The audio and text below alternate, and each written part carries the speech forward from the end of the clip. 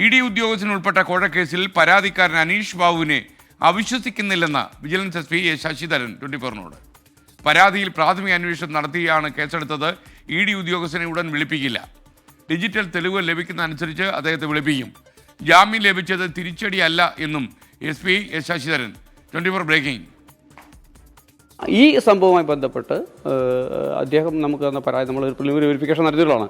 ആ പ്രിലിമിനറി വെരിഫിക്കേഷനിൽ അത് കൃത്യമാണെന്ന് കണ്ടുകൊണ്ടാണല്ലോ നമ്മൾ ഇറങ്ങിയത് ഇതിലേക്ക്. കസ്റ്റഡിയുടെ സമയത്ത് പ്രതികളെ നമ്മുടെ പൂർണ്ണമായിട്ട് സഹകരിച്ച് നമുക്ക് പറയാൻ പറ്റില്ല. ഓക്കെ, പൂർണ്ണമായിട്ട് സഹകരിച്ചിട്ടില്ല. അപ്പോൾ ഞങ്ങളുടെ ഗാഡ്ജറ്റ്സിൻ്റെ റിസൾട്ട് ഇങ്ങനെ കിട്ടിക്കൊണ്ടിരിക്കുന്നേ ഉള്ളൂ. വോളമിനസാണ്, കിട്ടട്ടെ. തിരിച്ചടിയാണോ ജാമ്യം? അങ്ങനെ കരുതേണ്ടതില്ല. നമ്മൾ ഒരാഴ്ച നമുക്ക് ഞായറാഴ്ച വെച്ച് ബാക്കി ദിവസങ്ങളിൽ രാവിലെ തൊട്ട് വൈകുന്നേരം വരെ വിജിലൻസ് ഓഫീസിൽ എത്താൻ പറഞ്ഞിട്ടുണ്ട്. ഇ ഡി ഉദ്യോഗസ്ഥന് മുഖ്യപ്രതിയായ വിജിലൻസ് കേസിൽ പ്രതികൾ ഇന്ന് അന്വേഷണ സംഘത്തിന് മുന്നിൽ ഹാജരാകും. ഇന്നലെയാണ് കേസിലെ പ്രതികളായ വിൽസൺ, മുകേഷ്, രഞ്ജിത്ത് വാര്യർ എന്നിവർക്ക് ജാമ്യം കിട്ടിയത്.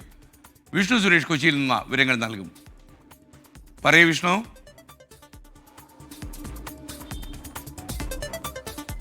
Good morning. ഇന്നലെയാണ് മൂവാറ്റുപുഴ വിജിലൻസ് കോടതി ഈ കേസുമായി ബന്ധപ്പെട്ട് 2 മുതൽ 4 വരെ പ്രതികൾക്ക് ജാമ്യം അനുവദിച്ചത്. തമ്മന സ്വദേശി വിൽസൺ, രാജസ്ഥാൻ സ്വദേശി മുകേഷ് മുരളി, ചാർട്ടേഡ് അക്കൗണ്ടന്റ് രഞ്ജിത്ത് വാര്യർ, ഇവർ 3 പേർക്കുമാണ് ജാമ്യം അനുവദിച്ചത്. ഇവരെ കഴിഞ്ഞ ദിവസങ്ങളിലൊക്കെ വിജിലൻസ് കസ്റ്റഡിയിൽ ചോദ്യം ചെയ്തു. കസ്റ്റഡി എക്സ്റ്റെൻഡ് ചെയ്യണമെന്നൊരു ആവശ്യം വിജിലൻസിനുണ്ടായിരുന്നു. പക്ഷേ കോടതി അത് അംഗീകരിച്ചില്ല. പകരം ഈ അന്വേഷണ ഉദ്യോഗസ്ഥർക്ക് മുൻപിൽ തുടർച്ചയായി 7 ദിവസം ഹാജരാകണമെന്ന നിർദ്ദേശമാണ് നൽകിയത്. കസ്റ്റഡിക്ക് പുറമെ അല്ലെങ്കിൽ കസ്റ്റഡിക്ക് അപ്പുറത്ത് ഈ ഒരു നിർദ്ദേശത്തോടുകൂടി പ്രതികൾക്ക് ജാമ്യം അനുവദിക്കുകയായിരുന്നു. വിജിലൻസ് എസ് പി ഈ വിഷയവുമായി ബന്ധപ്പെട്ടപ്പോൾ ഒരു പ്രതികരണം നടത്തിയിട്ടുള്ളത്, ഈ പരാതിക്കാരനെതിരെ ഇ ഡി ചില ആക്ഷേപങ്ങൾ ഉന്നയിച്ചിരുന്ന ഒരു പത്രപ്രസ്താവനയിലൂടെ പരാതിക്കാരനെതിരെ കേസ് നിലനിൽക്കുന്നു, ഇ ഡിയിൽ കേസുണ്ട്. ആ പശ്ചാത്തലത്തിൽ അതൊക്കെ മറികടക്കുന്നതിന് വേണ്ടി തെറ്റായ ദിശയിലേക്ക് ഇ ഡിയെ ചിത്രീകരിക്കുന്നതിന് വേണ്ടിയുള്ള ശ്രമം പരാതിക്കാരന്റെ ഭാഗത്ത് വന്നു എന്നായിരുന്നു ഇ ഡിയുടെ പത്രപ്രസ്താവന. എന്നാൽ അതിനെ തള്ളുകയാണ് ഈ വിജിലൻസ്. പരാതിക്കാരൻ നൽകിയ പരാതിയിൽ ഞങ്ങൾ അവിശ്വസിക്കുന്നില്ല. കൃത്യമായ പ്രാഥമിക അന്വേഷണം നടത്തിയ ശേഷമാണ് ഈ കേസിലേക്ക് ഞങ്ങൾ പോയത്. പ്രത്യേകിച്ച് ഒരു ഇ ഡി ഉദ്യോഗസ്ഥനെ 1-ാം പ്രതിയാക്കി കേസെടുക്കണമെങ്കിൽ വിജിലൻസ് അതിൻ്റെതായ അന്വേഷണമൊക്കെ നടത്തിയിട്ടുണ്ടാകുമെന്ന് ആദ്യം തന്നെ നമ്മൾ വ്യക്തമാക്കിയതാണ്. അത്തരത്തിലൊരു അന്വേഷണം നടത്തിയിട്ടുണ്ട് എന്ന് തന്നെയാണ് വിജിലൻസ് എസ് പി പറയുന്നത്. ഒപ്പം ഈ പ്രതികൾ ആരും കസ്റ്റഡിയിൽ ചോദ്യം ചെയ്ത ഘട്ടത്തിൽ ഒരു തരത്തിലും സഹകരിച്ചിരുന്നില്ല.